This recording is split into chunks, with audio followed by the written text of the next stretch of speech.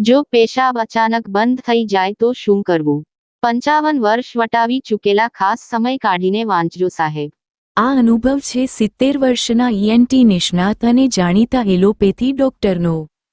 આવો સાંભળીએ અનોખો અનુભવ. એક સવારે તેઓ અચાનક જાગી ગયા. તેમને પેશાબ કરવાની જરૂર હતી, પરંતુ તે કરી શકતા ન હતા. કેટલાક લોકોને કેટલીક વાર પછીની ઉંમરે આ સમસ્યા થાય છે. તેમણે વારંવાર પ્રયાસ કર્યો, પરંતુ સતત પ્રયત્નો નિષ્ફળ ગયા. પછી તેમને સમજાયું કે સમસ્યા ઊભી થઈ છે. ડોક્ટર હોવાને કારણે તે આવી શારીરિક સમસ્યાઓથી મુક્ત ન હતા. તેમનું નીચલું પેટ ભારે થઈ ગયું. બેસવું કે ઊભા રહેવું મુશ્કેલ બન્યું. પેટના નીચેના ભાગમાં દબાણ વધ્યું. પછી તેમણે એક જાણીતા યુરોલોજિસ્ટને ફોન પર બોલાવીને પરિસ્થિતિ સમજાવી. યુરોલોજિસ્ટે જવાબ આપ્યો, હું હાલમાં બહારની હોસ્પિટલમાં છું અને 2 કલાકમાં તમારા વિસ્તારના ક્લિનિક પર પહોંચી શકીશ. શું તમે આટલા સમય સુધી ટકી શકશો? તેમણે જવાબ આપ્યો, હું પ્રયત્ન કરીશ.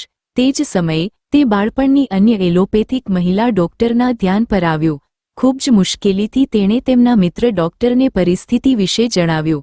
મિત્રે જવાબ આપ્યો, ઓહ, તમારું મૂત્રાશય ભરાઈ ગયું છે અને તમે પ્રયત્ન કરવા છતાં પણ પેશાબ કરી શકતા નથી. ચિંતા કરશો નહીં. હું તમને કહું તેમ કરો. તમે આ સમસ્યામાંથી છુટકારો મેળવી શકશો.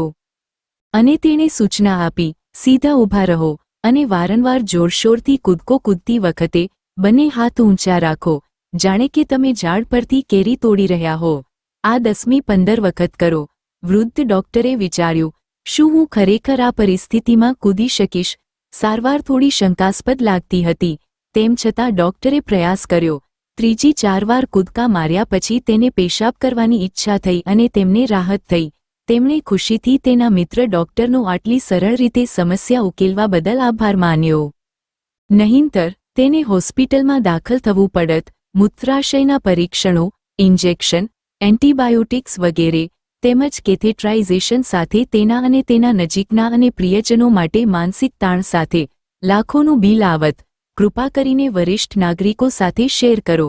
આ ત્રાસદાયક અનુભવ ધરાવતા કોઈપણ માટે અહીં એક ખૂબ જ સરળ ઉપાય છે. મારી આપને ખાસ વિનંતી, કૃપા કરીને આ સંદેશ તમારા પરિવાર, સંબંધીઓ અને પડોશના વરિષ્ઠ નાગરિકોને શેર કરો.